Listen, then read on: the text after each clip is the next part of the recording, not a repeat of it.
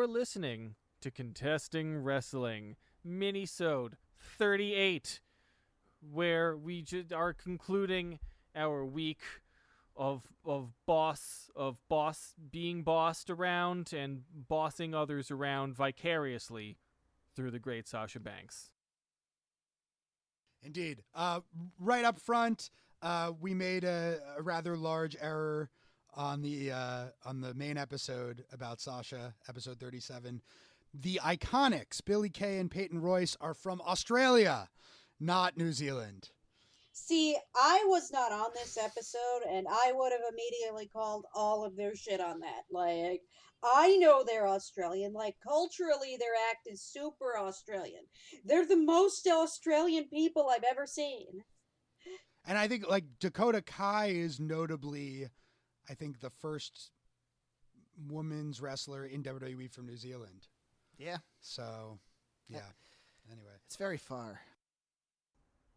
Yeah, sometimes people are like, "Oh, it's cool there. You should go." And I'm like, "It's hot and filled with giant spiders. So, no, thank you." So it's that Wild Wild West movie that Will It is Smith exactly. was in? I want to go to Australia as much as I would like to rewatch the film Wild Wild West with Will Smith and that Kevin song slaps, Kline, though. I want to say, yeah. I'm not sure. Yeah, it was Kevin Kline.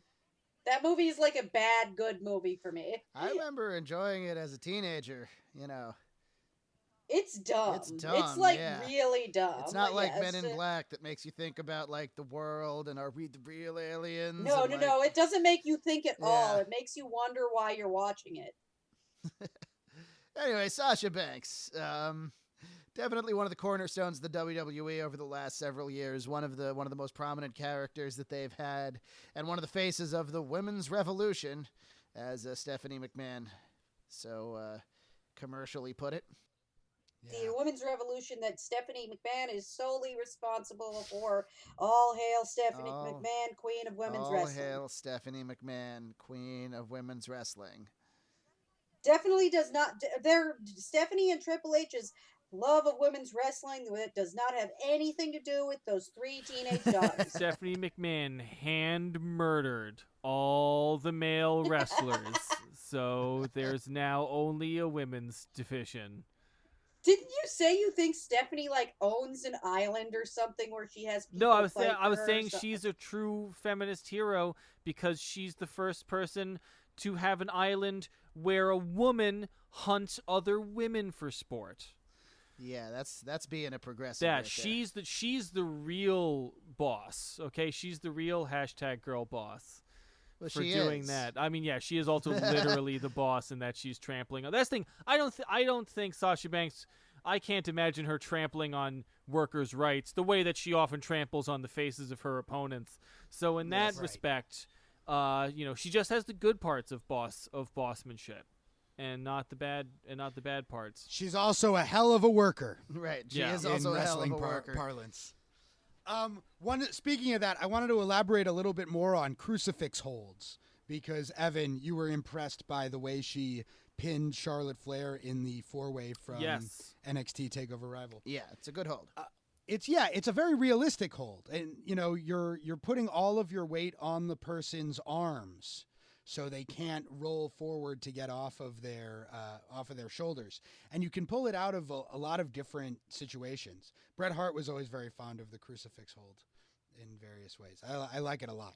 I just wanted to talk a little bit more about having that. seen another famous Bret Hart match in the period of time between us recording Sasha and recording this episode, I can see a bit more. You made a connection kind of between Sasha's style and Bret's style at one point, right? I can kind of see what you're talking about a little bit more. I think we watched match between Bret and Rowdy Roddy Piper for an upcoming Piper episode, listeners. So get ready for that. We also watched that 5-on-5. Yeah, the Canadian Stampede. Stampede match. That had Bret in it my too. only criticism of Sasha's game, she's one of my favorite wrestlers of all time. The damn frog splash. Yeah. It's not she does it because they want her to like reference Eddie Guerrero or whatever. But it doesn't look that great. I don't doubt that she wants to reference Eddie Guerrero too, but Eddie's her But favorite the wrestler. problem with that is that Eddie did Eddie was known for that frog splash, not because he invented it. He did it as a tribute to Art Barr, but he did it the best, and nobody has done it better. Rob Van Dam has an excellent one, but his one is different than Eddie's in execution. And like, if you see them both do it 100 times, I'd you'll say know why. Montez Ford has the best one right now. I'll say Montez Ford. Montez Ford is the entire He thing. gets gonna be a huge insane star. height on that shit. I'm a big fan of Montez Ford. Watch him. Speaking of which, speaking of black wrestlers on the rise, Yeah. Keith Lee won the winner-take-all match against Adam Cole this week on I'm NXT so Oh, yeah. happy. Great American Bash. I'm so happy. Bask He in is his now glory. he is now the NXT champion and the NXT North American champion. And all is right in the world. Well, not all is right, but that particular No, thing. all is definitely right in NXT. that at least. particular thing is definitely right. Evan, you've seen Keith Lee? I Right. remember in a very early episode, I saw like a brief clip of him yeeting another man into space, essentially. Oh, we need to show him more Keith Yeah. Lee, is what I think think we're so, all yes. saying here. When you watch that one episode of NXT, you saw him doing the eating. Yes, Right, he did yes. it to Adam Cole, who To was Adam champion Cole. then, and he was champion up until this Wednesday. Cole famously had a 403-day title reign, a very long reign. Cole's good. He's definitely not my favorite wrestler. I like Keith Lee better than him by a No, wide I margin. won't doubt Cole's. I'm sorry, Doc. I won't doubt Cole's talent at all, but I feel the same. Like, I recognize how good and amazing he is. He's just not particularly my flavor of wrestler. Keith Lee, much more is so. He's also just the way he wrestles is unbelievable in a really bad way at some points. I mean, he's so small and frail looking. And then, he's hitting Canadian destroyers on Keith Lee Yeah. and shit like that. I don't know. I could totally takes me out of see it. the whole Undisputed Era showing up on Raw and attacking Drew McIntyre, and then Cole winning the title. Sure. I could totally see that happening.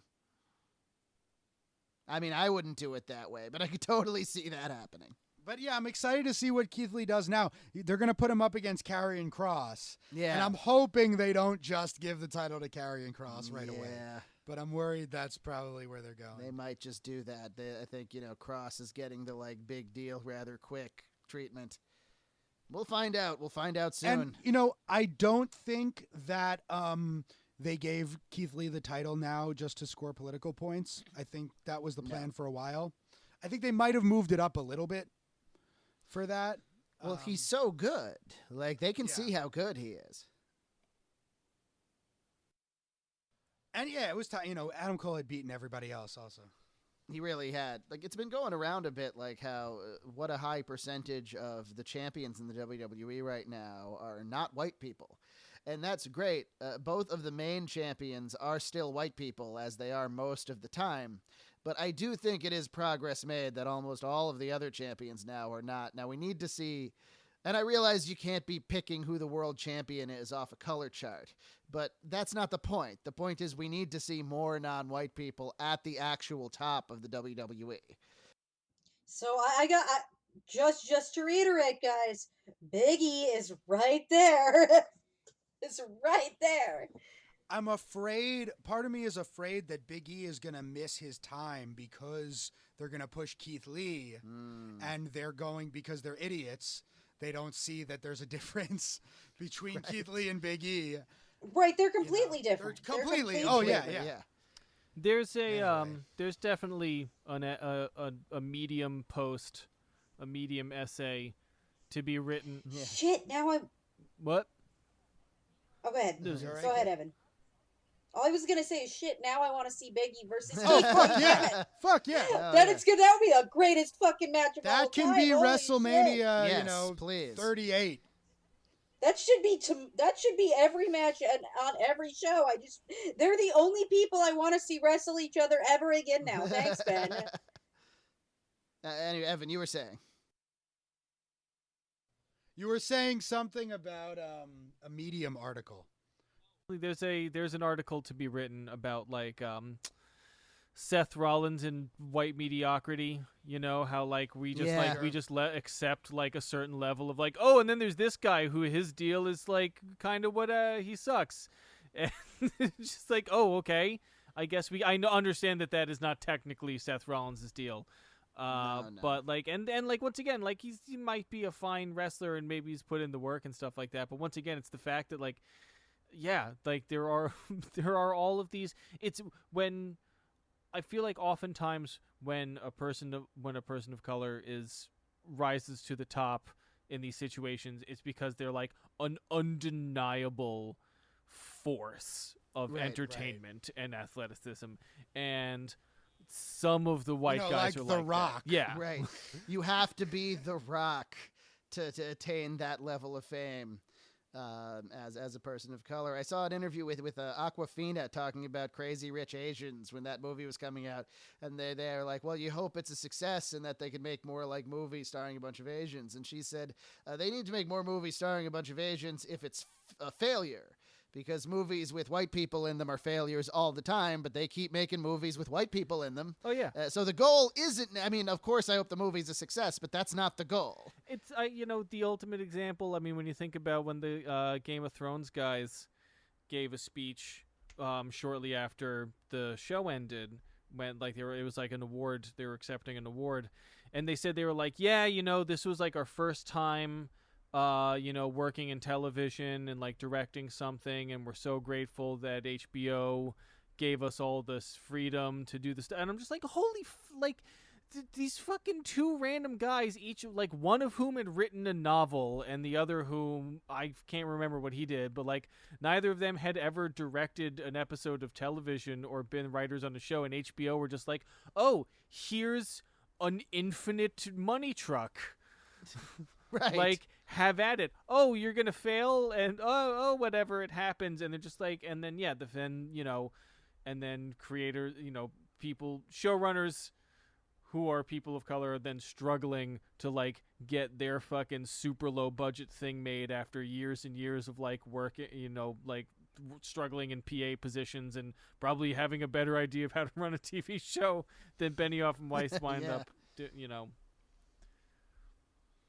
No, your point is valid and real there, like completely.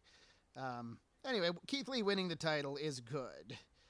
We don't mean to complain about that. I'm very happy that he won the title. I hope they go with him. I'm so happy. I hope if he loses the title immediately, it's only because they're about to push him to bigger things. Although at this point, like, I'm not automatically excited when somebody joins. I don't want Monday him to Night go Raw. anywhere that's not NXT. Yeah, I mean, I do want to see him wrestle Brock. I do want to see him wrestle Brock I Lesnar. mean, I want to see him wrestle Biggie, but that means, but I don't want him to leave NXT. I could very well see the main event of WrestleMania 37 being Keith Lee versus Brock. I wonder what they're going to do with Brock next. I mean, he hasn't been champion in like a couple of months.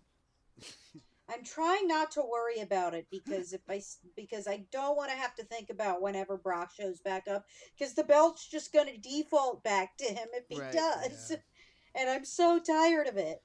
Like in 2000 when Hogan showed back up on Nitro and just won the title that night. Or in 93 when that thing happened that will show Evan eventually. Yeah. There's no charm or entertainment to Brock holding the title for me anymore. I'm actively disinterested in the product when he Yeah, does. it's over. Like it was. Because the whole it's the part-timer gimmick. When he's doing that, I know he's going to show up for his big matches, and that's going to be it. The rest of the product suffers around him. I think A-list wrestlers, like guys who are on that level, should have term limits much the way Supreme Court justices or Congress people should have, where it should just be like once it's been 18 years, like it's enough. It's enough, man. It's enough. It's so hard in like entertainment because, I mean, wrestling is not like some other, like it's not like sports where after 10 years you're like done. Like a lot of wrestlers get to the best years of their career 20 years into their career because now they know how to work the crowd properly. But if you get successful really early, by the time you get to that point where you're actually good enough to kind of hold it down, a lot of people are already sick of you. You know, it's like, look like a guy like Randy Orton. He's been like on television for so long. He's probably better now than he's ever been.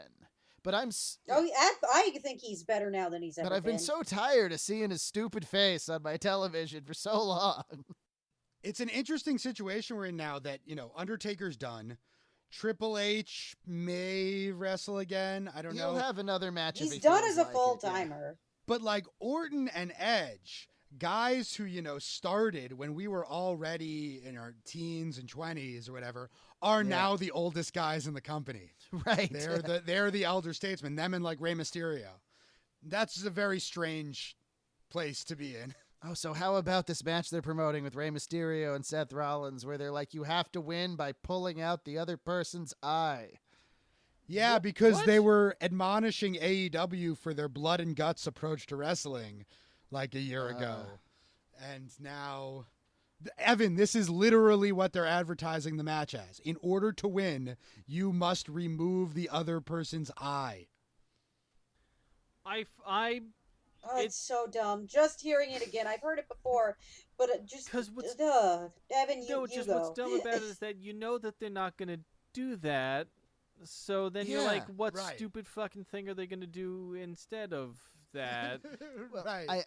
I read a rumor online, and this is to be taken as seriously as any rumors you read online, is that, okay, this is going to be a cinematic match, and they are going to utilize the CGI. And I don't know if that's true, but I'm looking forward to seeing if that's true. They are calling the event the Horror Show at Extreme Rules. Well, that's right, that'll are. be. You know what? I hope Rey Mysterio for real pulls out Seth Rollins' eye. I'll just say that would be great. Yeah. Well, then how is he gonna drive a motorcycle? That man is never. I've never ridden a motorcycle, and somehow I've ridden a motorcycle more than Seth Rollins has. Only our very dedicated fans will get that joke in a few weeks. Yeah. Yes. Basically, what we're telling you is please subscribe to our Patreon. We give you extra episodes, and it gives us money, and we all desperately need money so much. Yeah, so let me go down the rundown this time because I like it and I'd like to do it this time. So the deal with our Patreon is that there's we do a bonus episode every single week. If you like the show and you want more of it, you can get another one on Patreon. We have been supporting the various causes and movements that have been going on across the country over the last few months. We think they're very positive. And we're going to have in our show notes things that you could donate your money to. And if it's a burden for you to donate money to one of the causes we post and subscribe to our Patreon, give $5 to one of these causes and take a screenshot of it and send it to us, like on Twitter or one of our, just let us know, and we will send you a link to the current premium episodes, and that's all fine. If you can afford to do both, great, but if you can't, they need the help more than we do. And Evan will send you nudes. If you request them, I will think about it. But nudes, more likely. Yeah. I have been working on my hinge patterns. Cool. He's very hairy, just a heads up. Hairy and juicy. This has been Contesting Wrestling. Thank you. We'll get ready for next week when we are dropping our episode. When we're gonna be in your house. Actually, I think Chris is next week. Is Chris next week? I think Chris is next week. Didn't we record in your house? Then we'll literally come to your house. We'll find out. Yeah, what the next episode of Contesting Wrestling is on Monday. We only have a slightly better idea of what's coming out next week than you.